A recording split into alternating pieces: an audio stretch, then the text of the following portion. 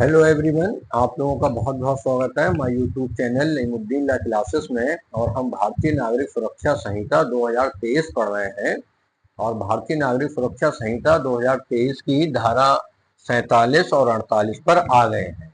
आज की वीडियो में हम जानेंगे कि सेक्शन 47 और 48 में क्या है। तो इनके हेडिंग से आप थोड़ा सा समझिए। इनके जो हेडिंग में दे रखा है 47 में है, गिरफ्तार किए गए व्यक्ति को गिरफ्तारी के आधारों जमानत के अधिकार की सूचना दिया जाना। यानी जिस व्यक्ति को गिरफ्तार किया जाता है उसे एक तो गिरफ्तारी के आधार बताए जाएंगे, कारण बताए जाएंगे कि किस कारण उस व्यक्ति को गिरफ्तार किया गया है। दूसरा यह है कि उसे जमानत के अधिकार की सूचना भी दी जाएगी कि ठीक है, आपको गिरफ्तार कर लिया गया है लेकिन आप अपनी जमानत करा सकते हैं। दूसरी धारा है सेक्शन 48, गिरफ्तार करने वाले व्यक्ति की गिरफ्तारी आदि के बारे में। मतलब जो व्यक्ति गिरफ्तार करता है, अफकोर्सली पुलिस अधिकारी ही गिरफ्तार कर सकता है, तो गिरफ्तारी आदि के बारे में नातेदार या मित्र को जानकारी देने की बाध्यता। यानी यदि किसी पुलिस अधिकारी ने बिना वारंट गिरफ्तार किया है तो इसकी जानकारी वो उसके नातेदार या मित्र को जरूर देगा।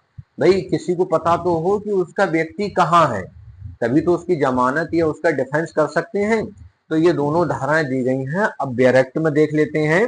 कृपया करके आप वीडियो को पूरी देखा करें, समझ आए। अगर कुछ ऐसी चीज है जो समझ नहीं आ रही है तो कमेंट बॉक्स में आप पूछ सकते हैं। तो सबसे पहले देखते हैं सेक्शन 47। सेक्शन 47 क्या कहती है कि गिरफ्तार किए गए व्यक्ति की गिरफ्तारी के आधारों और जमानत के अधिकार की सूचना दिया जाना। क्लॉज, दो क्लॉज हैं इसके, क्लॉज 1 और क्लॉज 2। क्लॉज 1 क्या कहता है? क्लॉज 1 कहता है कि किसी व्यक्ति को वारंट के बिना गिरफ्तार करने वाला प्रत्येक पुलिस अधिकारी या अन्य व्यक्ति उस व्यक्ति को उस अपराध की जिसके लिए वह गिरफ्तार किया गया है पूर्ण विशिष्टियां या ऐसी गिरफ्तारी के अन्य आधार तुरंत सूचित करेगा। जैसे किसी व्यक्ति को रेप में गिरफ्तार किया गया है, मर्डर में किया गया है, रिश्वतखोरी में करा गया है या और कोई घोटाले में करा गया है तो तुरंत उसको सूचना दी जाएगी।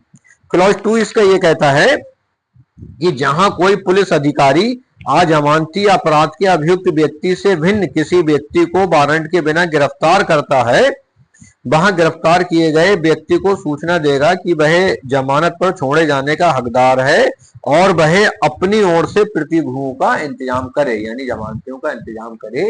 ये जिम्मेदारी उस पुलिस अधिकारी की है। ये चीज बताई गई है धारा 47 में। सिंपल शब्दों में समझ लीजिए, क्या कोई व्यक्ति अपनी गिरफ्तारी के आधार जान सकता है? बिल्कुल जान सकता है। किस धारा में है? धारा 47 में।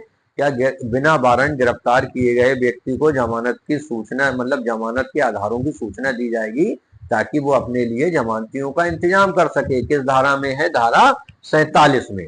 समझ गए? धारा 47(1) और 47(2). अब आते हैं सेक्शन 48 पर।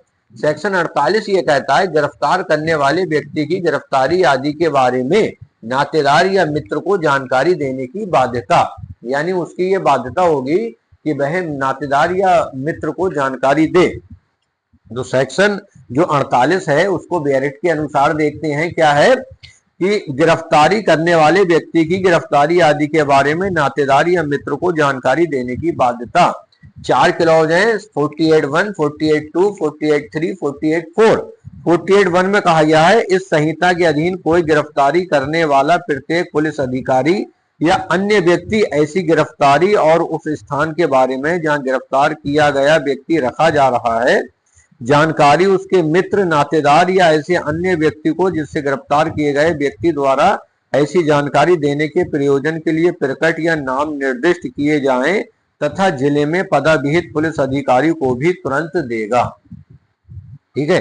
क्लॉज 2 है पुलिस अधिकारी गिरफ्तार किए गए व्यक्ति को जैसे ही वह पुलिस थाने में लाया जाता है उपधारा 1 के अधीन उसके अधिकारों के बारे में सूचित करेगा कि उसके क्या क्या अधिकार हैं। उसे गिरफ्तार तो कर लिया गया है लेकिन उसके क्या क्या अधिकार हैं। क्लॉज 3 कहता है कि इस तथ्य की प्रविष्टि की ऐसे व्यक्ति की गिरफ्तारी को इतला किसे दी गई है पुलिस थाने में रखी जाने वाली पुस्तक में ऐसे प्रारूप में जो राज्य सरकार द्वारा इस निमित्त विहित की जाएगी। मतलब एक पुस्तक में भी लिखा जाएगा जो राज्य सरकार ने दी है कि जानकारी किसे दी गई है। क्लॉज 4 है उस मजिस्ट्रेट का जिसके समक्ष ऐसे गिरफ्तार किया गया व्यक्ति पेश किया जाता है, यह कर्तव्य होगा कि वह अपना समाधान करे कि उपधारा 2 और उपधारा 3 की अपेक्षाओं का ऐसे गिरफ्तार किए गए व्यक्ति के संबंध में अनुपालन किया गया है। तो ये आज की वीडियो में 2 धाराएं थी, धारा 47, 48। लगभग अभी ये प्री की धाराएं हैं। जब मेंस की जो मैंने बताई थी बिना वारंट गिरफ्तारी, वो बहुत महत्वपूर्ण है, उसकी वीडियो आप देख सकते हैं, सेक्शन 35। ये दोनों धाराएं तो तब हैं जब व्यक्ति को गिरफ्तार कर लिया जाता है। तो 47 में बताया गया जमानत के आधार और जमानत की उसको सूचना दी जाएगी और गिरफ्तारी के आधार बताए जाएंगे। 48 में कहा गया है जिस व्यक्ति ने गिरफ्तार किया है वो ऐसे गिरफ्तार व्यक्ति के मित्र या नातेदार को सूचना देगा। मजिस्ट्रेट भी इस बात की पुष्टि करेगा कि सूचना दे दी गई है, सेक्शन 48 सब क्लॉज 4 में। ये धाराएं हैं। बाकी भारतीय नागरिक सुरक्षा संहिता में यदि कोई टॉपिक है जो ऐसा आपको समझ नहीं आ रहा है, कमेंट बॉक्स में देखिए, उसके ऊपर भी वीडियो बना दी जाएगी। धन्यवाद।